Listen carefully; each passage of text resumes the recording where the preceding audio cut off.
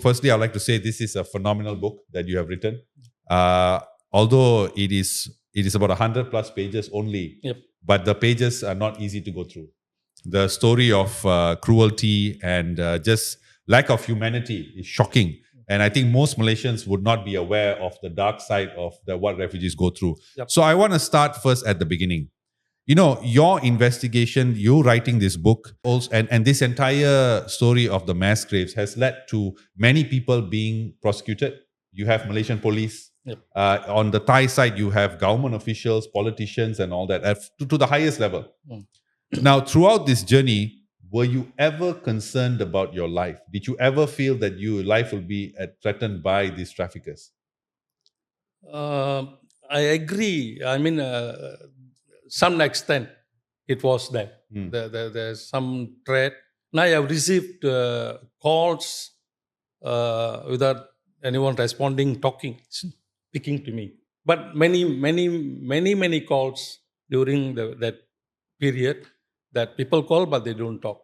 So I felt it was a threat. But anyway, I was very cautious, and while moving out, out of the house, and also I fear for the safety of my family because I was involved in a risky job, very dangerous, and it can cost my life. Yeah. That I was all the while in my mind. And even when I went to the border, I did not open my mouth to ask anyone about the mass graves, because I know everybody can be the agents or the friends of the syndicates. So I was very cautious about it while moving at the border. And even while in Thailand, several times I went, I did not mention anything about mass graves, and I aspired to find it. Now, but the thing about your career, Dato, is that in the 30 years of your experience, you have oftentimes gravitated to stories and that concern the migrants. You have sort of, as you rightfully call in this book, the voice for the voiceless souls.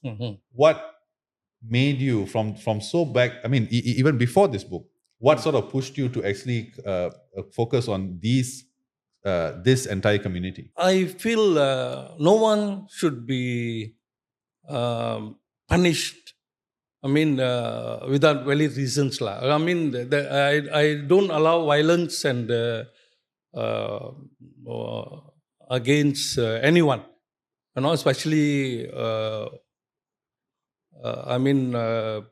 against another human being. There should not be punishment or violence against another human being, and I don't want to see it. I don't want to hear. I don't read anything such, because I feel another human being must respect another human being. If you have been, you have the right to live. He has the right to live. You know, if God has created you, God has also created the other person. It can be a migrant or it can be anybody. You know, even animals cannot be tortured, you know, and killed for any reasons. I feel that way. So I feel no one should be punished or tortured for whatever reason it may be.